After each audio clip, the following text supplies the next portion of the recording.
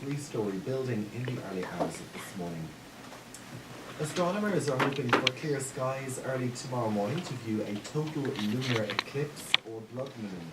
It should be most visible in the UK, cloud permitting at around 5 o'clock in the morning.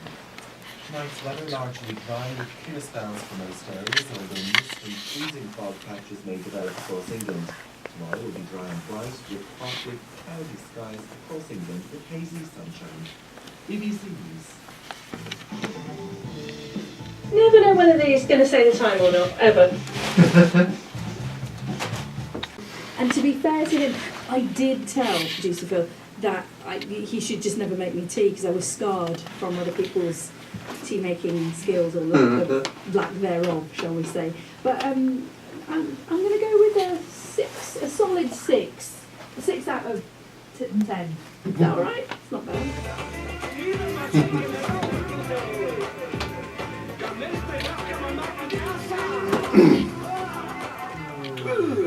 2 tracks or...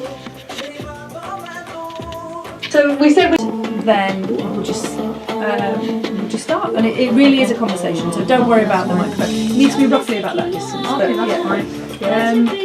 Can I start off with saying what grief actually means to me? Don't start with anything. Because otherwise you're going to read. Okay, so that's fine. Do me a favour, turn that over and forget about it. Give Honestly, it's just a conversation. Okay, that will fine. come out in how we talk. Okay, that's you fine. really don't need to worry. And if there's something you don't want to answer, that's fine as well. You can just say if you're uncomfortable with it or whatever. Okay, that's fine. You could just ask me any questions. Yeah. I'm alright with it. Just remember, it's people listening at home want to hear someone's story, and we'll talk about where we can get your book as well at the end. Okay, that's fine. Thank you so much. But yeah, it is really a conversation. And we'll probably stop halfway and I might do a trail and then we'll come back to you. Okay, yeah? that's fine. Yeah. Thank you.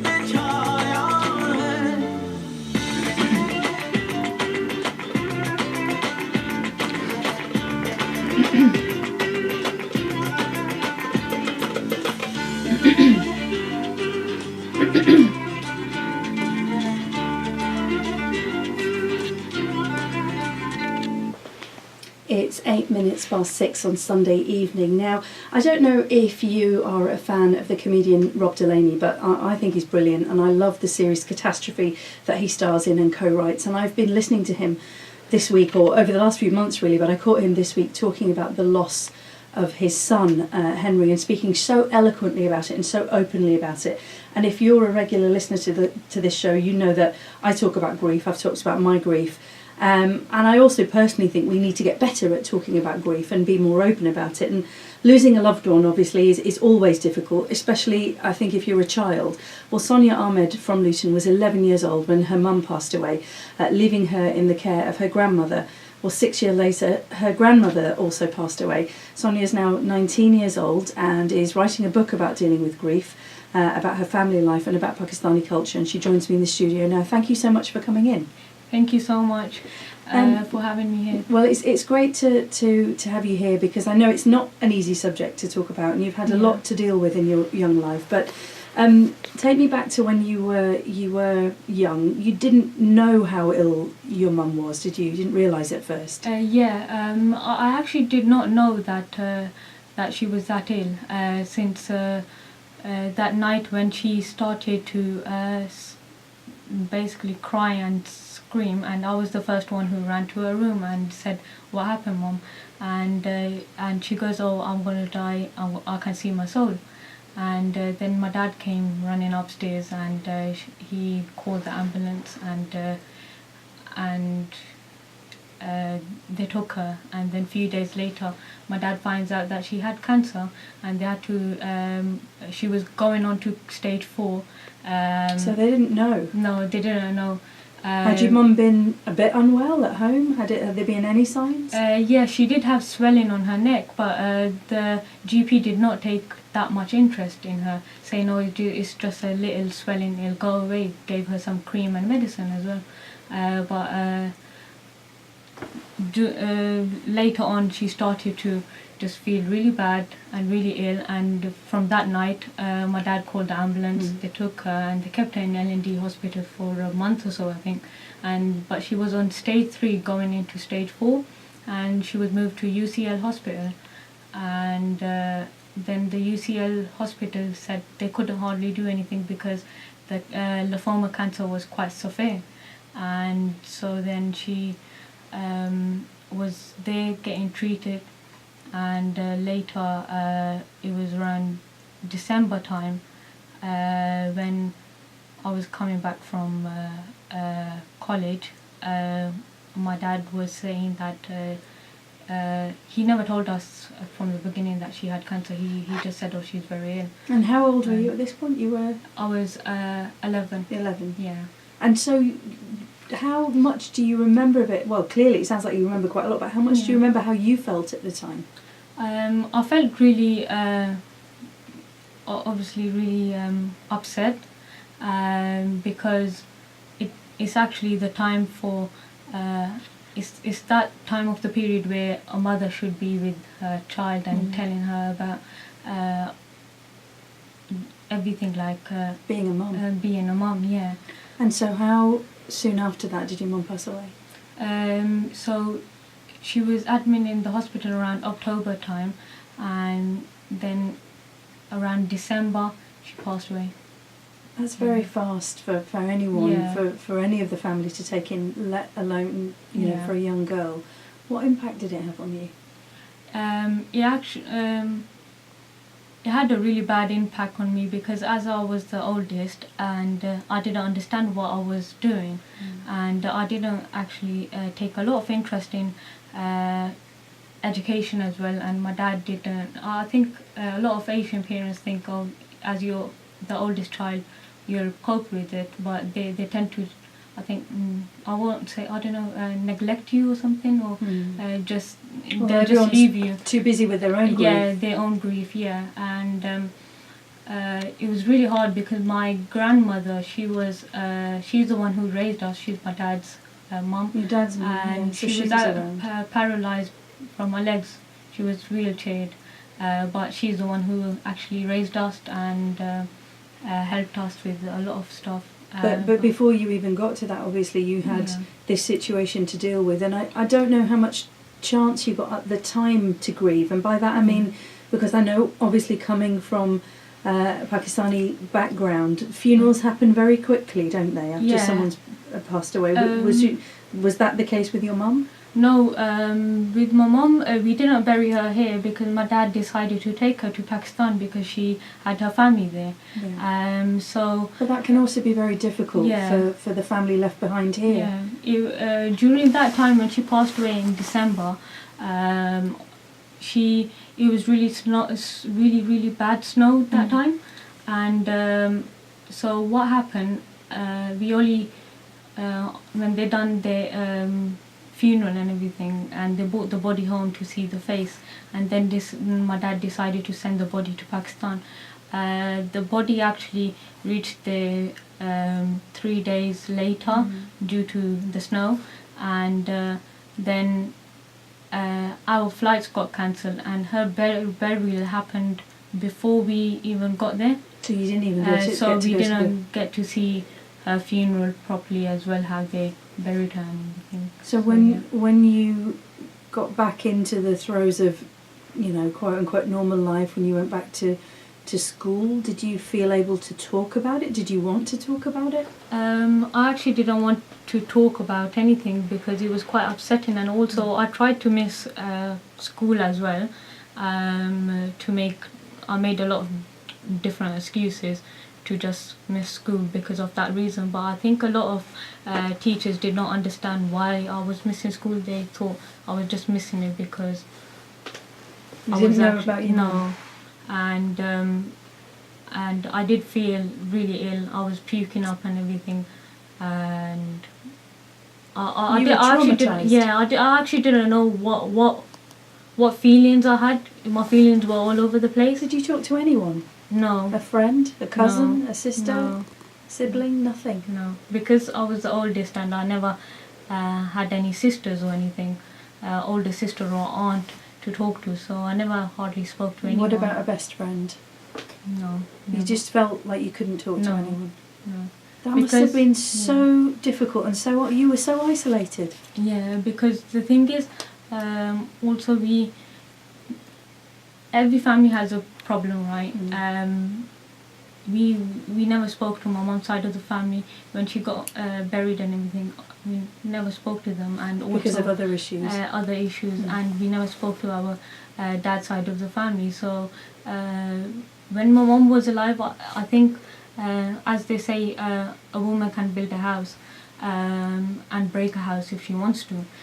She's the Your one mum who was the centre of the household. yeah, she's the one who was the center of the household, and a lot of relatives tend to used to come really often. But since she passed away, everyone started to just break their own ways to not to contribute or help us. So you were left with sort of your immediate family, and your grandmother stepped Yeah. in to look after you. Yeah. And how was that? It was really difficult because my grandmother, we had nurses coming 5 times, 6 times a day to look after her. And also when we used to come back from school, we used to take her in the kitchen on her wheelchair, put on the wheelchair, take her, and she used to tell us how to cook and stuff. So she helped us in that sense. And then we used to take her to the room, the ironing room. She used to tell us how to iron and everything. She literally taught us everything while she was even on a wheelchair and bedalised as well. But it's sad. So she needed carers, Yeah, and she was doing her best for you, by the Yeah. sounds of it, the absolute best she could do while she was unwell and in a wheelchair herself. yeah. And in the meanwhile, I'm guessing life was very difficult for your dad as well, because as you said, you didn't have many people to talk to about all of this. Yeah, exactly. But you must have, again, I'm marvelling at the fact that you when did people find out at school that you'd lost your mum? I think around January, February time, March time they found out because my dad went and told them, because I think the teachers sent a fine because why I was You was missing so missing many school. schools, and then my dad just told them the reason and stuff. But I think they did try to get a lady to talk to me, but I didn't feel like talking to her basically. Mm. So that's why I just like left it. So then when I got to year 10, one of my friends, she was just talking to me in general about writing books and stuff. And then it just came to my mind, why don't I just, instead of talking to someone, why don't I just write a Put it on book? paper. Yeah, on paper. Well, Sonia, we're going to come back and talk some more, because you've talked about your grandmother, but then sadly you lost her as well. Yeah. We will come back and talk some more in a minute. If you're listening, it's Sunday evening. It's Yasmin here with you. It's BBC Three Counties Radio.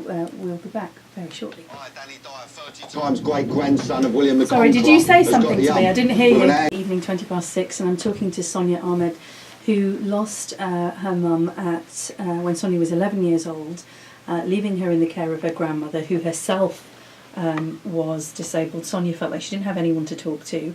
And then sadly, your grandmother did her best, but 6 years later, you lost her as well. Yeah.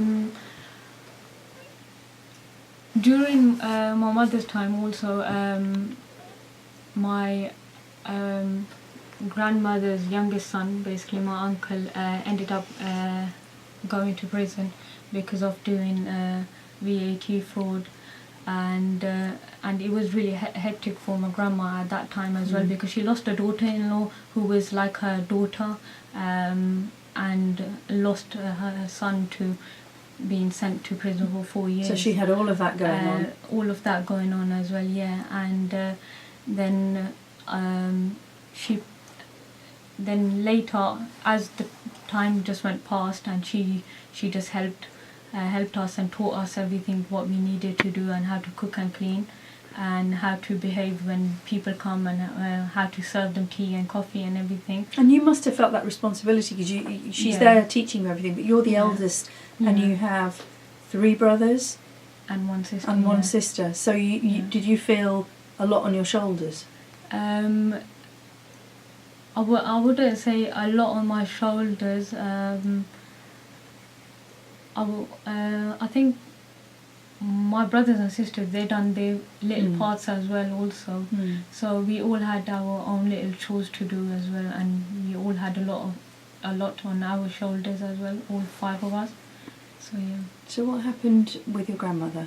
My grandmother, I'm not. The thing is, when so she She got sick as well, didn't yeah, she? she got sick. She got. I remember I came back from college that day.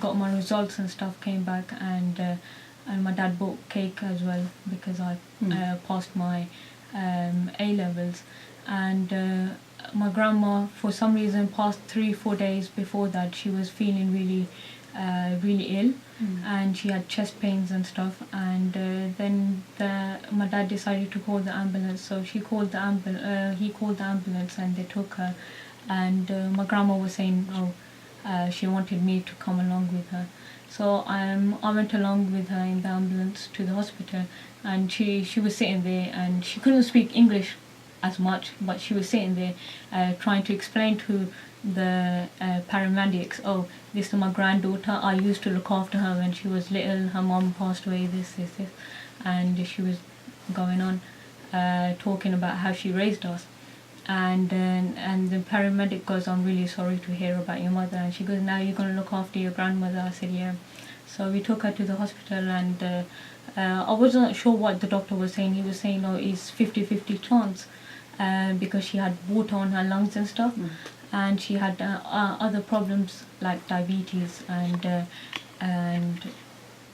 arthritis or something, something wrong with her bones. They're So quite she weak. had lots of complications. Yeah, and then she one day I went and to see her early in the morning, and she kept on saying, oh, I can see your mother's soul taking me, and she kept on saying that, and I just ignored her. I was saying, why she's talking like this, and I said to her, listen, she's passed away, how can you see her soul and stuff, and she goes, no, I can see her soul, she came to take me, and I just ignored that situation, and then after a couple of hours she spoke to her brother. Then after that the nurses came to change her bed, and so they tried to put her on the chair, but because her weight was quite big and the chair was quite small, so they tried to put her on the chair, but she fell off the hoist and the chair. She was half on the hoist, half on the chair, and her foot got slipped and she fell. And I told the nurses, what are you doing? We told you to get a bigger chair.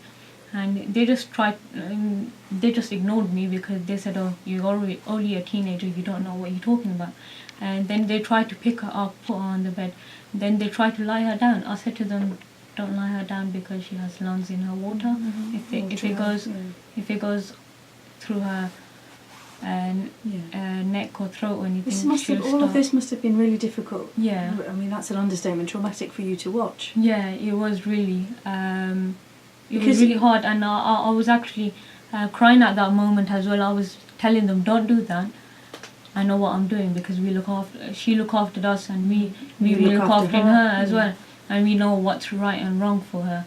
And I told them, don't lie them, and she like this, can you please step out? She made me step out, but she kept on lying my grandma down, and then my grandma started to have an asthma attack, and then I realised when they put me in a corner, then I realised why the nurses and doctors were running towards her room, and then they when I walked in, I'm like, this is what happened, and they're trying to do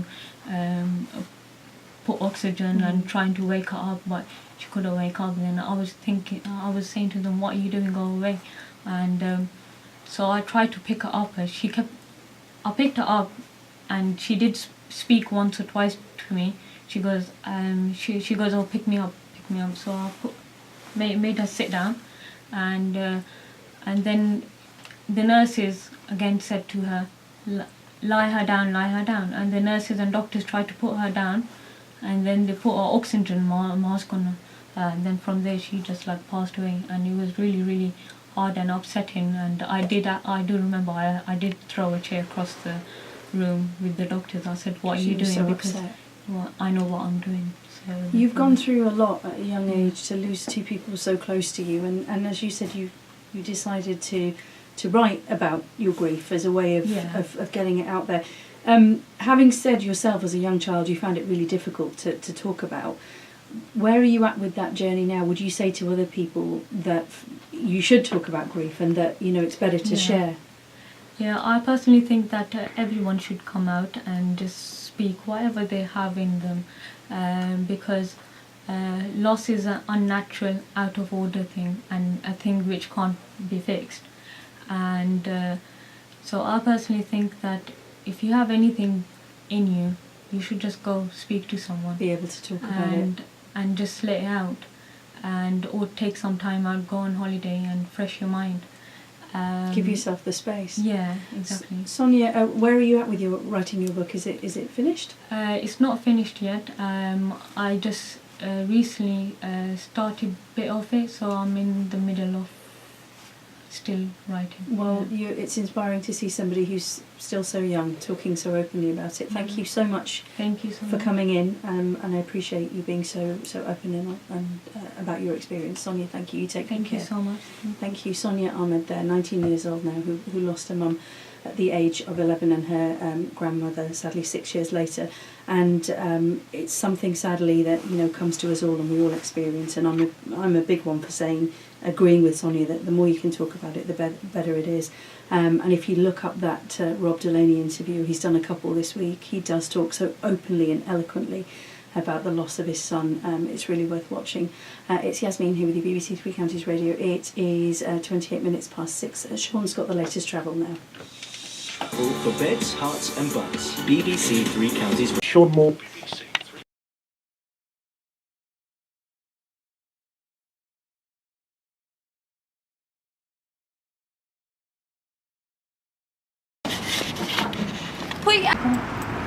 One more.